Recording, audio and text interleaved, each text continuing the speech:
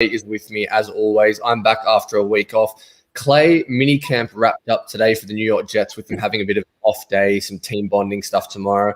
We're hitting a dead period before training camp, but how are you doing? I'm doing good. I'm back on the side of where I belong. I have all the viewers still, but yeah, I'm glad to be back for another week. And like you said, we're going through a little bit of a slow period, but hopefully soon enough it'll start picking back up. It will indeed. Training camp only 3 or 4 weeks away. What I wanted to start with today, Clay, was with probably the biggest news piece for the Jets over the last 2 or 3 weeks, and that was Jamison Crowder. So the Jets asked him to take a restructure. It was reported by Rich Cimini from ESPN that was up to 50% of his $11 million roster cap hit in 2021. First of all, I guess you're really happy that Jamison's back on board. We've talked about the depth at wide receiver. Give me your thoughts on the Jets being able to work out this deal first of all, and kind of your feelings on him being back in the wide receiver room. I thought it was huge. I know right away, right after we picked Elijah Moore, there was speculation from all over Jets Twitter, like, oh, is this the end of Jamison Crowder? Is this the end of Jamison Crowder? I didn't see it. I think because we know what he is. We know he's a very valuable piece to any offense. Like, no, he's not a top tier receiver, but he's just a solid security blanket. And when you have a young guy like Zach Wilson on your team coming in, he needs to have these security blankets. Yeah, Elijah Moore is killing OTAs right now. He's killing minicamp. Denzel Mims, he had a lot of flashes last year, but those two are still relatively unknown players. Corey Davis, he's only really had one legitimate year of a top 1, top 2 receiver on a team. So I thought there was no real way they could possibly just let him walk. And but the thing was, they also had all the leverage. And that's why they were able to ask him to take as big of a pay cut as they wanted him to. Now, if he actually took 50%, a pay cut that large, I don't know. I don't think it's been released yet, unless you've seen anything different. No.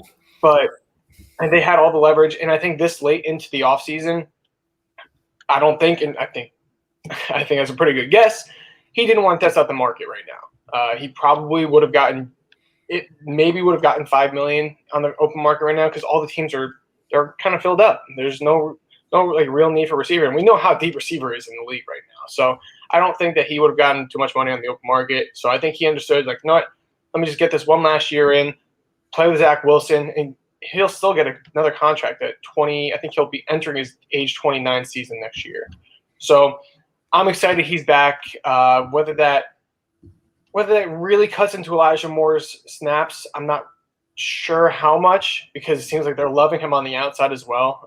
I know DJ Bieneme, sorry. When I tweeted him yesterday asking him what was the lineup when Corey Davis was on the field, he said Elijah Moore was in the slot. So they're playing him all over the place. Jamison Crowder, we expect him to only play in the slot, maybe occasionally on the outside, very occasionally. But I'm excited, man. We need all the targets we can get for Wilson, especially when we know the tight end's not one of those positions that's really going to help right away. I'll get your opinion on this in a second, Clay. I was a little disappointed with the Jets and the way they went about this. Asking a veteran player, a leader, and a guy who's performed really well when on the field to take a 50% pay cut reportedly when you're not in need of cap space and it's late May, early June, it felt like they just kind of boxed him into a corner. As you mentioned and referenced really well, he wasn't going to test the open market with the rosters filling, with people still struggling to sign their rookies in a year where the cap has gone down after the pandemic. I thought it was maybe a bad PR move. I think these kind of moves resonate with agents who probably don't like to see it. May it affect the locker room that sends the message that even if you perform on the field, if you get to year 3 in your deal, we're going to restructure because that's how we do business. So I was a little wary of the Jets making that. I thought 50%, I think the extent of how much they wanted him to take off was a little bit too much. But say they wanted him to take like a 30%. I felt like that made a little more sense, and maybe that's what it ended up being. But I wasn't too worried about it. I think Crowder, because it didn't linger for as long as we kind of expected it to, I think that goes to show what Crowder feels is in this organization right now. I think he really likes this coaching staff. I think he really likes the players that they've brought in. And I could be wrong. Maybe he just didn't want to get cut and didn't want to test the open market, and they kind of be like, all right, you got to do it now or never. So it could have been that. But I do think that I don't think it really hurt the locker room. I think he's okay with – maybe not okay, but I'm trying to think of, like, how I want to put this. I not bottom line, I think he's very excited with this coaching staff and with the team in general, and I don't think it's really going to hurt the players and how they feel about Joe Douglas moving forward. Yeah, myself, Scott, and Kayla spoke to Jamison Crowder on draft night with the U Stadium Play Like a Jet draft party. And look, a great guy. Could tell he was so team-oriented, was really excited about the Mike LaFleur scheme. He drew a lot of comparisons to what they ran in Washington before he moved over to the Jets. Liked the idea that he could stretch the field vertically and horizontally from that scheme. So I think he was definitely excited. Last thing on Crowder, Clay. Let's say there's 5 top receivers for the Jets, from Corey Davis, Mims, Moore, Crowder, and Cole. If you had to guess right now on in Australia, the 17th of June, what would you say he will rank as far as targets and receptions out of those Jets wide receivers? Do you think Crowder will be second, third? If you had to have a stab in the dark right now, where would you say he falls? Honestly, I would put him first or second. I still think he's there. He's a talented player, man. Like we know what he is, and sure, drops can be an issue at times. And he's not the fastest, but he's just a good player, and he knows how to play the game of football. He knows how to run his routes. He knows how to get open for his quarterback, as we saw with Darnold. Sure, it might not be 10, 15, 20-yard gains every time, but like he's going to be open for you, especially if on first down. If you want to just get 5 yards, he'll be there. You get the 2nd and 5. How many times did we see the last couple of years? It was 2nd and 9, 10, 11, 12, 13. Like Crowder will get open for him, and I think he'll still lead the team in targets, maybe being second, because we do know that Zach Wilson does like to go on the sidelines, and I feel like everything I'm seeing on Twitter, he's connecting with these guys on out routes, and and obviously that's not exactly where Crowder's going to be most of the time. So he might not be first, but I still think he'll 1,000% be in the top 3, barring any injuries. Okay, I think that's pretty fair. So that's Jamison Crowder, who has come back to Jets minicamp, which wrapped up today. If you want a comprehensive overview, make sure you're checking out the Play Like a Jet podcast with Scott Mason. He has Andy Vasquez on there from NewJersey.com. He's going to have another podcast dropping in 3 or 4 hours' time where they'll review everything from today's minicamp with the Jets. And Clay, while we're on it, let's jump into the Jets minicamp. There's been a whole lot of stories coming out of the last 2 days. And let's keep it on the receiver train for a little bit here and talk about Elijah Moore. I think the last 2 days, in my opinion, have just cemented that he's going to be an impactful player for the Jets in year 1. This isn't a Darius Stewart or, anyone like that we've seen the Jets draft. This looks to be an impactful starter from week 1 in the NFL. Yeah, I mean, you look at the second-round receivers. We'll go before Mims. Oh, he's taken Devin Smith, Stephen Hill. I mean, our Darius Stewart, no, he wasn't a second-round pick, but he was a third-round pick, right? Yeah. We took Jason Morrow. He was a tight end in the second round. We've taken all these guys in the second round, and none of them even flourished in camp, let alone the actual field. So to see Moore actually seems like he's killing it so far. And granted, it's only the middle of June, but it looks like he's killing it right now, and I couldn't be more excited. I mean, you know how happy I was when they drafted him, and I think he's going to have a vital role in this team. Like they're putting him inside, they're putting him outside, and we know that he could do this.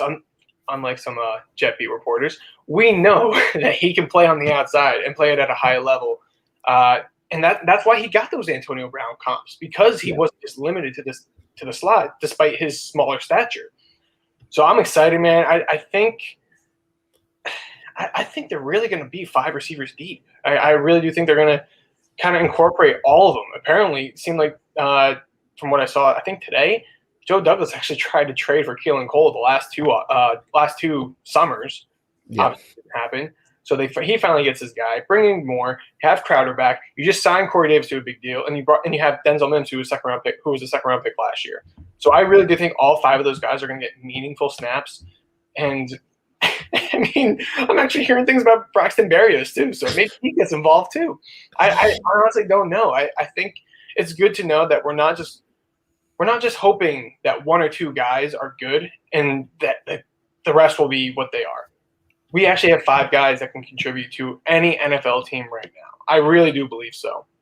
Whether that's at a top level or like lower tier, I think all 5 of our top 5 receivers can contribute in some way, shape, or form for any given team in the league, and it's exciting. And going back to Moore, yes, I'm very happy with him, and I can't wait to see him on Sundays. You touched on it as well, Clay. I was so happy to see that video that came out yesterday of Zach Wilson hitting Moore along the sideline, because that's what I want to see. And I think that's what the greater fan base needs to understand, is that Jamison Crowder and Moore don't play the same role necessarily. While they both play inside to some extent, Crowder is a pure slot guy. Moore has that ability, like you mentioned, to win on the outside. And I think he's going to do it at a high level in the NFL. I know a couple of weeks ago when we had Eric Crocker on the show, he mentioned that he's not going to get those free releases on the outside, but he has the quickness, the ability to get off the line of scrimmage, and he's going to excel in that area. Let's flip it over now. Sorry, go for it. Move forward. Dare you say he's the best receiver on the Jets in the last 30 years? Hey, I said he has a chance to be. I think this fan base, and I don't like saying it, but I think we've come to accept mediocrity. And I'm not saying these players were necessarily mediocre, but what we look at is, oh my God, this is the receiver in the Jets Ring of Honor. He's incredible. Most franchises wouldn't have them in their top 5 or 6 guys.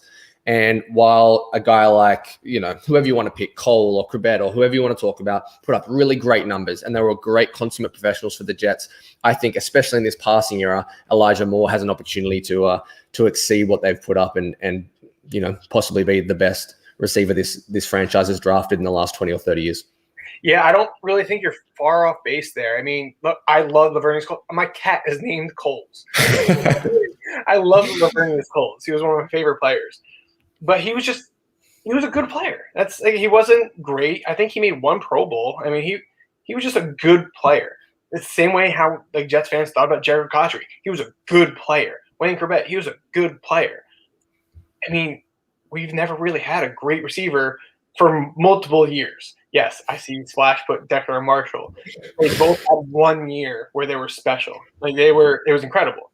And of course, it was with Ryan Fitzpatrick of all quarterbacks. And they only had 1 year where, like, I don't think it's a crazy thing to say. I don't think you said you guaranteed it. I think that there's a possibility that he is the best receiver the Jets have had since Al Toon and Wesley Walker, because I'm assuming that's where your cutoff was. You wanted to keep it. I don't think it's far off base. Is it going to happen? I'm not going to touch that. But can it? I think it can happen. Yeah, let's flip over now to the guys that are making Elijah Moore look so good in minicamp and OTAs, and talk a little bit about the Jets' defensive backfield. So I really liked what Robert Saleh came out and said maybe 3 weeks ago now during the start of OTAs, that the easy option would be to bring in a veteran cornerback to take away those reps. At this point in the off-season program, I don't think that's necessary. I think they made the right decision throwing the rookies to the fire, guys like Pinnock, Eccles, Michael Carter Jr., getting those guys in the mix. And the last 2 days, it's been reported that Pinnock has had a lot of first-team reps and Eccles has had some as well. So I wanted to get your opinion on, do you think the Jets' philosophy is correct through OTAs and minicamp with, giving these guys opportunity with the first teams? And it sounds like Pinnock's having a pretty good camp. Yeah, I mean, for the longest time, and I know I've said it on here, I want them to bring in Steven Nelson and prefer sooner rather than later. But the more I think about it, and DJ said it last week as well, I mean, maybe it is for the best that they're holding off on bringing him in, because we kind of already know what he is. We know what he can bring to the table. We don't know what Jason Pinnock, I got to learn how to pronounce it. We don't know what he can bring to the table. We don't know what Brandon Eccles can bring to the table. We don't know what Isaiah Dunn can bring to the table. And even Bryce Hall to an extent. Lamar Jackson. I'm not going to keep Lamar Jackson in that conversation. I hope he works out. I hope he's a good player, but I'm not holding my breath for him. Like Javelin Guidry, like we don't – I think I said Michael Carter the second. Like we don't know what these guys can bring to the table. So I think it is the right idea to kind of just hold off on those.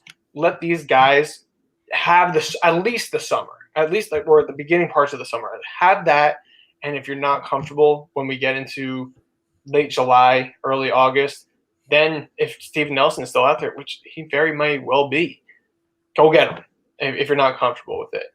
But I think right now, I think we're doing the right thing. Let the young guys just get their reps. And we're like you just said, Eccles and Pinnock are getting first-team reps. And Isaiah Dunn is getting I believe he's gotten some reps with the first team. Michael Carter's gotten reps with the first team.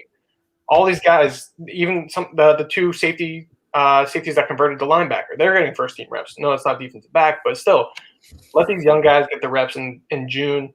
And then if you're not feeling as great about it, free agency is always there. You can always get a veteran in there. I mean, because I think these coaches know pretty early on, because I'm sure you've heard stories about coaches will draft someone in the first, second round, and then after 2 days of camp, they're like, this guy can't play. Like they notice it right away.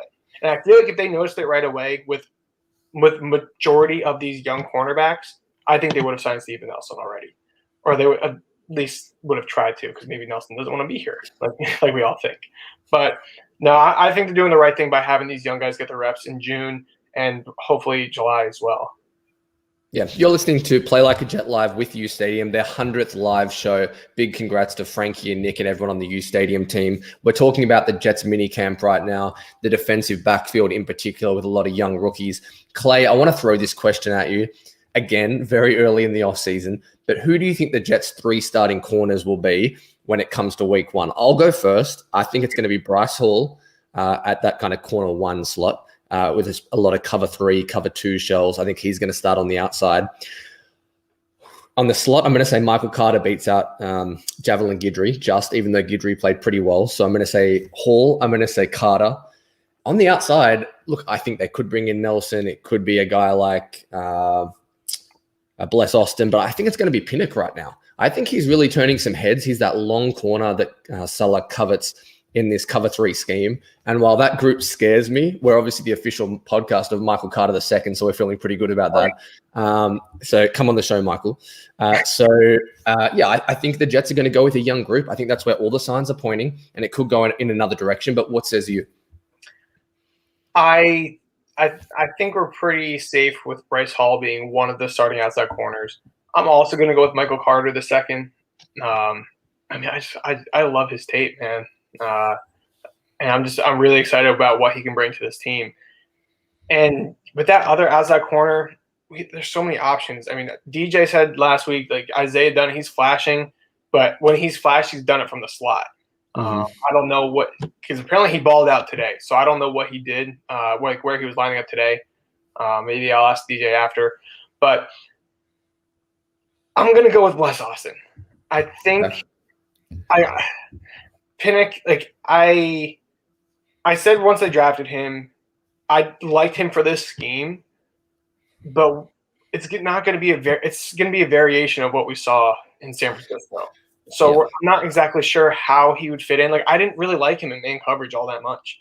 And early on, early in this offseason, Salah said the one thing he wants out of his cornerbacks is someone that can play man. Now, maybe it was kind of a result of Pittsburgh's defense. I'm not quite sure, but I didn't really like his ability in man coverage then. I'm sure he obviously can improve. I'm not saying he can't, but I think early on it's going to be tough to start him day one, because we know how tough cornerback is to play transitioning from college to NFL. I mean, we saw Jeff Okudah struggle, and he was seen as an amazing cornerback prospect. So I don't think Pinnock would get the day one starts. I'm still going to go with Bless Austin. I think he's a better fit for this defense as well. And while I'm not excited to say that's the starting group, we'll see what happens. I don't know. I don't know what else I could say. I feel like I've been saying this about the center position for the last 5 years as well, but surely it can't be any worse than Tremaine Johnson and guys we've seen the last couple of years. So fingers crossed this young group of Jets corners can improve. How about Antonio Allen? Was that as good as the Tremaine Johnson? Hey, Antonio Allen had a pick 6. That's all I remember from his career. I remember nothing else. That's all I've got. Yeah. Let's stay with the young players on this roster now, Clay, and look at some of the later round picks and undrafted free agents that we think are going to stick. So I think you've got a pretty good feeling that the top 4 picks up to Michael Carter are going to stay on the roster. Michael Carter II is going to be here. When we start getting to guys like Sherwood, Nasruddin, Isaiah Dunn, Hodge, the guard out of BYU, Kenny Yeboah, who was a fan favorite when he was picked up in undrafted free agency. Who are the 4 or 5 guys you feel most certain about sticking? I've heard a bit about Nasruddin, not a lot about Sherwood. Do you think he's someone that could be in a bit of trouble early on? Obviously, we haven't even reached training camp yet. But who do you think are the guys you feel most certain about making this 53? Yeah, I mean, obviously, it's far too early to really have an idea. These guys aren't even wearing pads yet. So it's really tough to get a feel for it. And actually, I'm going to go back to what DJ said last week. It's tough, especially with Nasruddin and Sherwood. These are 2 physical guys. Yeah. When you take the physicality out of their games, like we are in June with no pads, it's tougher to kind of get a feel for them. So I'm definitely not going to rule either one of them out. I'm certain both of them will make the team. One of them could be the number 3 linebacker, and I really do like Sherwood as a special teams option if he doesn't play defense at all. So I think both will be on the team. As for the other guys, Jonathan Marshall, he's going to have a tough time, I think, because we just have so many bodies inside. I wouldn't rule it out that Nathan Shepard possibly gets cut. I don't think he would save too much money, but maybe rather than cutting a guy that they liked in Jonathan Marshall, or they liked enough to draft in Jonathan Marshall, maybe they just let Nathan Shepard walk, who's a free agent after this year anyway. So I think that's really his only way he could stay is if they cut Shepard, and I think it's way too early to know how they feel about him.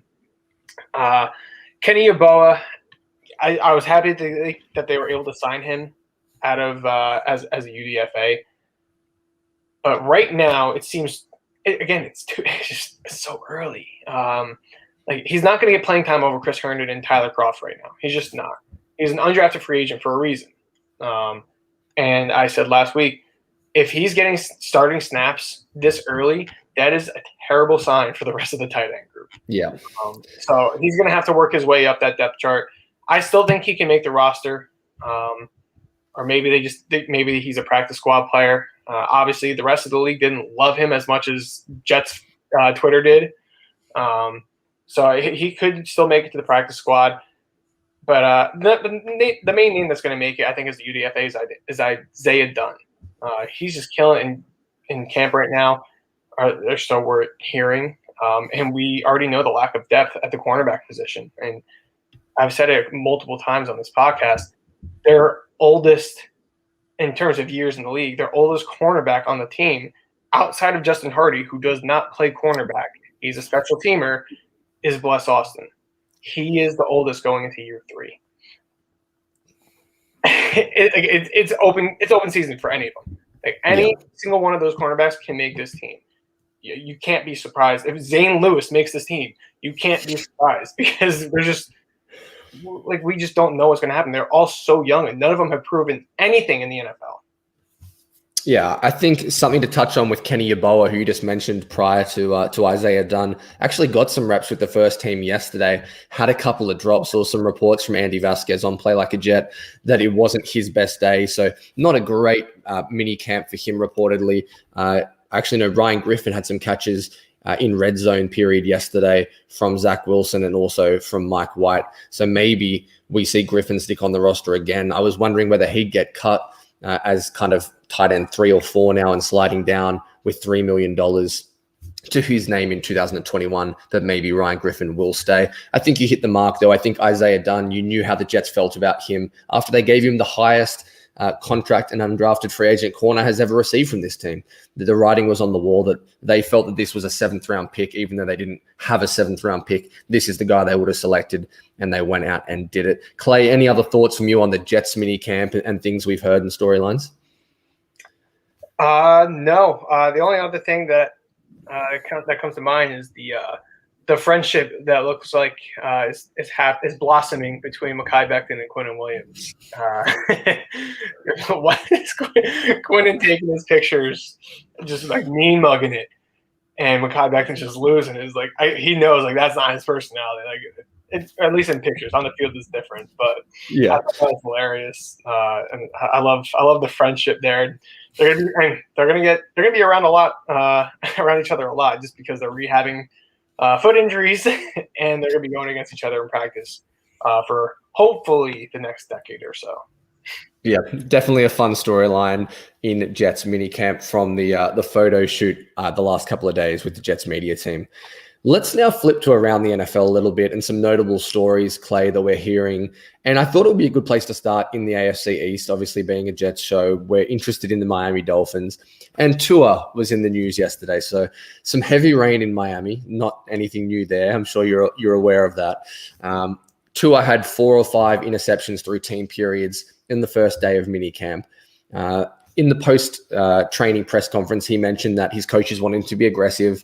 And it's something that Aaron Rodgers talked about in 2015. He came out and said, training camp, mini camp, that's when I want to know when I can fit the ball in, what my arm strength is like this year coming back from the offseason, who I can trust in the receiver room. Do you view this as something that Dolphins fans should be concerned about? Do you think it's just Tua testing the limits? Where do you fall on that whole thing from yesterday? I don't think there's reason to be concerned with this. I didn't think he was really worth a top 5 pick, in my opinion, before the draft. But I'm not going to let training camp alter my decision whatsoever. I learned many years ago to take everything you hear, good or bad, in training camp with a grain of salt. I know this is in the beginning of your Jets fandom, but when Kyle Wilson was the one facing Darrelle Revis, year in, year out, Kyle Wilson is the next big thing. He's going to replace Darrelle Revis. He's going to be this. He's going to be that. Kyle Wilson sucked. He was terrible. And nothing made me more angry than the finger wag when the ball was overthrown by 20 yards. I mean, ever since then, I came to realize don't listen to what people are saying in camp. And this is the time of year where players are going to try things out.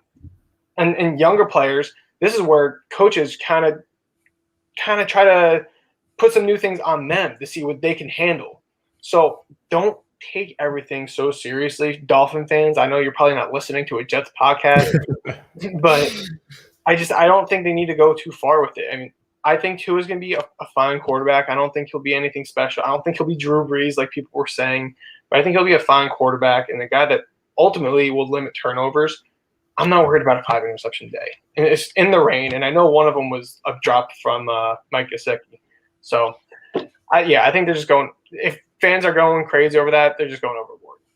Yeah, I think it's something to keep an eye on if it persists. But as far as a standalone day in minicamp, it's not something to start panicking about. I will admit that I think Tua is the biggest question mark on this roster right now. I think the Dolphins have done a really good job with their defensive backfield, the weapons they've surrounded Tua with. They're starting to look like, a playoff roster. And I think he's definitely the last piece we need to see it from. Clay, let's go into a quarterback that was very divisive for Jets Twitter over this offseason, and that was Justin Fields. So Matt Nagy was on the Chris Collingsworth podcast with Richard Sherman, a PFF production, and he talked about how Andy Dalton is the starter in week 1, no matter what. And they have a blueprint, and they're following the Kansas City blueprint. Maybe not the fact that he's going to sit out the first 16 games of the season, but that's how they think the best idea is to develop quarterbacks. I think the first thing that jumped out to me was there's no proof that sitting Patrick Mahomes was the reason that Patrick Mahomes is as good as he is now. If anything, Kansas City might have cost themselves a Super Bowl appearance by not starting Patrick Mahomes week 1. What are your thoughts on what Nagy said?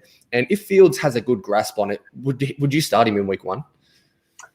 I mean, what kind of stinks nowadays is like you can't. Like with social media, you have to start young quarterbacks right away. Like fans will just they'll tweet at whoever's running the account like every minute on the minute, just saying you suck. Sit Dalton, sit this person, start this person. Like, and then obviously in the stadium too, like you're supposed to be overwhelmed with boos. Like, do we not all remember like Aaron Rodgers sat for 3 years and he has still played 16 years like on the field. Like, or maybe not 16, because he started in 2008. Yeah, so he's played every year from 2008. So, like, I don't understand. Like, you don't have to start a young quarterback right away. Is that what you want to see because it's more fun? Absolutely. It is more fun to see a Justin Fields over an aging Andy Dalton. But it ultimately might not be the best thing. We don't know until we see. And like we saw it with like the Browns a few years ago. And I don't even want to use this example. Jackson's terrible. But like they started Deshaun Kaiser too soon, didn't like him, then they sat him. And then they started him and then they sat him. It was like, you don't want to do that. You want to know for sure. Because if you start Justin Fields and then he's not feeling it and you take him out, that's going to lower his confidence. And more often than not, because these quarterbacks, these NFL players are getting paid millions of dollars. They're still human. They still have feelings. He can that can lower his confidence if he's not playing up to their standards in the first 2-3 weeks. So if it means that Andy Dalton has to start for a little bit, so be it. I understand it's not the fun thing to do, but I understand it. It's proven like it has worked over the years. Obviously, it doesn't really happen anymore. I think the only quarterback in the last decade to sit and I'm trying to remember an article I did when Darnold was a rookie. I think the only quarterback to not start a single game in his rookie year was Jake Locker. So in the last since 2000, I think I started with 2011. So since 2011, obviously quarterbacks don't sit anymore. They're thrown into the fire right away. So, I mean, we're not going to see Fields sit for 17 games now. Yeah, 17. But I don't think it's crazy if he doesn't start week one. I really don't. I think it's definitely an option. And if Justin Fields isn't ready, but I think to come out and be so conclusive in your statements and say this is how it's going to be. And look, it may be a smoke screen, possibly. But I think there's a couple of differences between Mahomes and Alex Smith compared to Andy Dalton and Fields. The first one is, as our producer Splash just mentioned to me in my ear, is that Andy Dalton's new to this scheme as well. So it's not like you've got a veteran who's played in Andy Reid's scheme or Matt Nagy's scheme for multiple years. And the other thing is the Bears are a playoff roster. They made the playoffs last year, just like Kansas City were. Alex Smith was a top 10 QBR rated quarterback in 2016, the year before they drafted Mahomes. Andy Dalton was 25th in QBR last year. So I think as a team looking to make the playoffs, and Matt Nagy probably still on the hot seat with Ryan Pace, despite having Justin Fields, it's going to be really interesting to see how this plays out. I'm actually really surprised they put that game on Sunday Night TV, Sunday Night Football for the first game of the year, because I feel like there was a good chance Fields wasn't going to start. So now we get to enjoy a little LA Rams versus Andy Dalton for week one of our NFL viewing. Yeah, and actually I did forget to mention, like, I think how conclusive Nagy was about saying that Dalton was going to start. I think that was a little overboard. But if Dalton does end up starting, I don't think there should be an issue. I think Fields will still start before I will say Dalton gets no more than 5 starts to start the year. Yeah, I think that's fair. So that's a little quarterback talk. Now let's bring it back to the Jets and our great friend Jamal Adams, who is no longer with us, but did gift us 2 first-round picks, the first ending up in Elijah Vera Tucker, who the Jets took at 14. Marcus May, Clay, has been holding out, if you can call it a holdout, during OTAs. They're obviously voluntary, but he was back in the building for minicamp, which is a great sign. He's here ready to work despite things not going his way. Sign of maturity.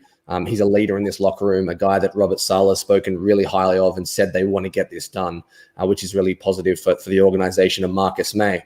Meanwhile, over out west in Seattle, Jamal Adams, I think it's for some personal reasons as well, but wasn't at minicamp. Sounds like he was willing to hold out anyway. Let's have a discussion about these 2 safeties. PFF did an article last week, I think it was. Steve Palazzolo did the safety rankings, and he actually had Marcus May ranked above Jamal Adams based on 2020 tape and who he'd have as his top safeties going into 2021. I guess the first question is, if you had to choose right now, let's factor in contracts, personality type. Who would you take on the Jets roster? Let's take away the Jamal Adams beef with Joe Douglas. But if you had to pick one of those guys to be your starting safety, who would you take? I mean, I'm still going Jamal Adams. No, he wasn't great in coverage last year. But he's still so dynamic in the box. I mean, I don't care what anyone says. He is the best safety in the box. And no, I'm not watching every snap of every safety. So Yeah, there might be one that's better. But with how much I've watched Jamal Adams over his first 3 years with the Jets, and I watched a little bit of him in Seattle, he is still one of the best, if not the best, safeties in the box. And he shows it. He shows it with stats, too. He can back it up with his sack numbers. I mean, what did he have? Didn't he break the record last year? Or was he close to breaking the record? And then he was close to breaking the record with the Jets. So I know they play different games. I mean, he's kind of more versatile. He can play in the box. He can play deep. Where Jamal, like, he's primarily a box safety, but what he can bring to your defense in the box is just so helpful. And no, Seattle didn't have a great defense last year, so it's maybe not the best argument, but I mean, he is elite at something where May is just very good at a lot of different things.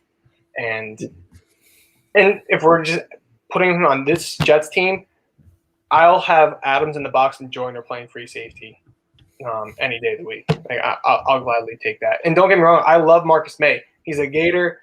I mean, he's a leader. Like, there's no qualms with him. And I'm very happy to have him on this team. But I'm still taking Jamal Adams. Personality aside, beef with Joe Douglas aside, if we can kind of go into Men in Black and have that little clicker thing, I'm taking Jamal Adams. Yeah, look, I'm going to back up what you said, Clay. We both agree that Marcus May is a great player. He's a top 10 safety in the league, and we're not taking anything away from Marcus May or saying he's not a good player or he hasn't been great for the Jets. He's made a ton of plays in the backfield, and I think he's a really good leader and a really good football player. But I'm with you. Jamal Adams was hurt last year. He had a bad shoulder. He had, I think, some broken fingers. Man, he's one of the best safeties in football. We like to pile on. We're Jets fans. We're having fun on social media, all that kind of thing. Jamal Adams is a top 2 or 3 safety in the NFL. I know Cooper Kupp went up above him and caught a ball on his head last year, and people take those screenshots, and they don't factor in injuries and things like that. Jamal Adams is a terrific player.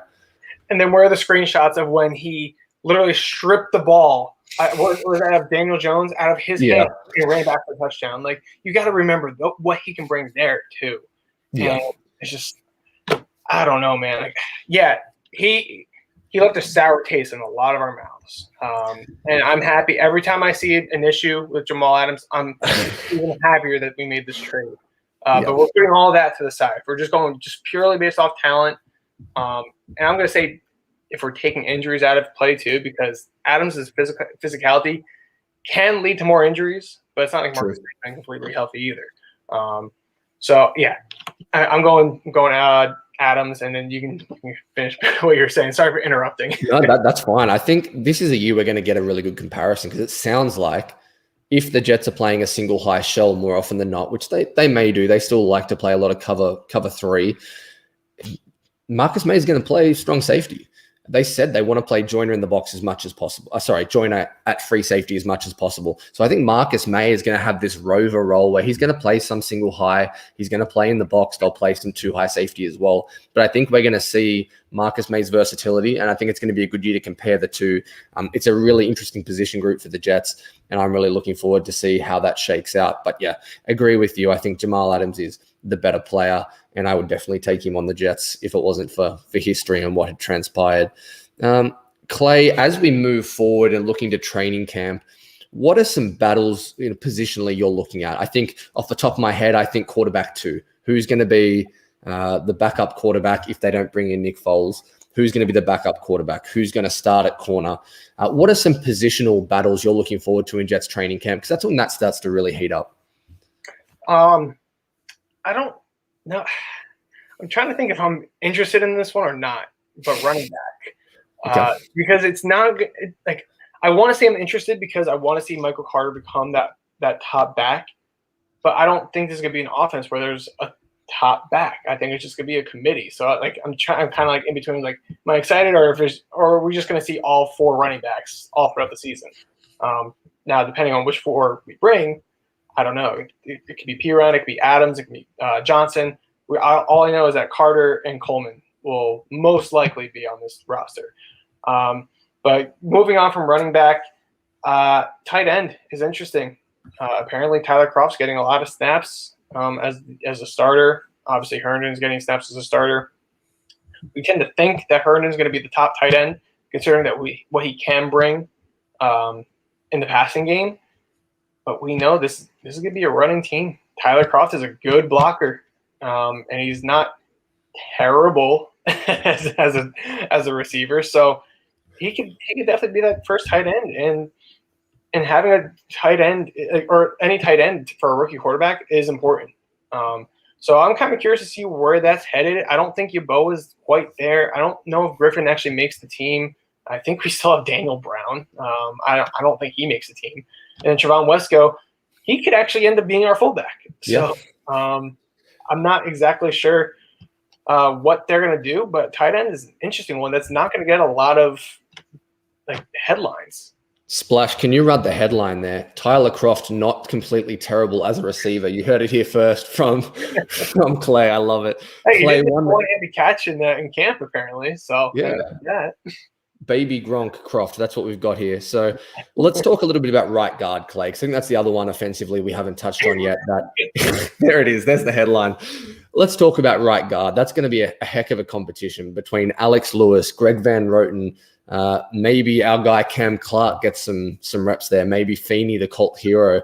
That is a position where there's not a lot of talent as such, but I think there's some versatile pieces and some guys that have NFL experience. Do you have any inkling where that position is going to go heading into camp? I think it'll be GBR. I think he'll stay on the team. I'm actually so shocked that Alex Lewis is underrated. I don't think he'll make it through. I think they're going to cut him at some point. I just don't know when. But I think it'll be GBR. He is a quality pass protector from the right guard position. He is just brutal in run blocking. And hopefully this kind of scheme change helps him. It's hard to get excited over this position because none of them are big names. Cam Clark, I don't even know if he makes the roster, to be honest. Obviously, I don't even think he was active for a game last year, maybe one, but he didn't get any snaps. And this is a new coaching staff. This coaching staff didn't bring in Cam Clark, so he might not even make the team. And Feeney, I think it'd be cool to see him play just because of what he does at Islander games and how much fans are starting to love him because of his mullet, his mustache, and the fact that he can chug a beer and slam it on his head. But yeah, I think it'll be GVR at right guard, playing next to Fant or Moses, and McGovern at center. Yeah, I think that's probably a fair assessment. Van Roten has the inside track for sure, and it's going to be interesting to see if anyone can wrestle that position off him. Feeney will obviously be the backup center as well, so his roster position looks fairly well cemented. Let's go with one more, Clay, on the defensive side of the ball. Let's talk about the will linebacker spot. Linebackers are an integral part of this. Salah loves guys, and he mentioned it in his press conferences, who can run and hit. They're athletic in space. They're good movers east to west. You've got Nasruddin, you've got Jamie Sherwood, and you have Blake Cashman, who's battling injuries again, unfortunately, a guy that just can't really stay healthy. If you had to say one now, I'd pick Hamza Nasruddin. I think he's going to have the best opportunity to start at will linebacker. What says you? I tend to agree. Sherwood, I wasn't a huge fan of the pick, but I do think he'll be a great special teamer to start. And maybe he becomes more on defense later on. Maybe as a rookie. Who knows? No one thought Michael Onwenu, or I hope I nailed that. Yeah. No one expected him to be as good as he was as a sixth rounder for the Patriots. So you don't know. But I do think Nasruddin. I think he'll be the third linebacker, but I think the third linebacker is still going to be technically like a backup. I think they're going to play more nickel sets, and where that's their primary defense rather than the 4-3 that we all tend to think. Yeah, I think that's a fair assessment again. I think they're going to see a lot of 5 defensive backs, maybe even 6, maybe some big nickel as well, with the number of safeties getting, Joyner, May, and a number of those guys on the field at the same time, Davis as well. So it's going to be exciting. Looking forward to seeing how it shakes out. Obviously, we'll have a much better picture of how everything's going after training camp once they put the pads on and start hitting each other. Clay, another episode in the books. Looking forward to next week. We've actually got Tim Jenkins on who does fantastic work in the quarterback field, an ex-NFL quarterback. He's going to talk some Zach Wilson. We didn't talk a lot of Zach Wilson today for the first time in a number of weeks, but obviously we're both really excited about that. So looking forward to breaking down some Wilson with Tim, talking about some concepts and things we think he'll do really well in this offense.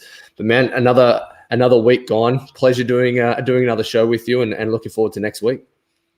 Yeah, man, it was nice getting back to it. And I know, I think we both need our Zach Wilson fix, and that's coming next week. It would have been nice to have it for our 100th uSTADIUM episode tonight. Yes, Play Like a Jet Live is the 100th live show. But we'll have them for I don't know what number that's going to be, 105 or something. But yeah, it'll be fun to talk some Zach Wilson, break down some film, and just get excited for the 2021 season and what this new quarterback can just bring to us, our fan base that so needed an injection. Yeah, cannot wait for that. Looking forward to Tim next week. Guys, that'll do us for Play Like a Jet Live today with uSTADIUM. Make sure you're checking out Play Like a Jet. The podcast with Scott Mason does incredible work. He's got an episode with Andy Vasquez dropping tonight. Check out our YouTube. Check out uSTADIUM's YouTube. We have a nice video up on Michael Carter II, who is coming on the show one day. I'm going to speak it into existence. It's been a pleasure from myself and Clay. We'll see you next week. Play Like a Jet live, 7:15 Eastern every single Wednesday night.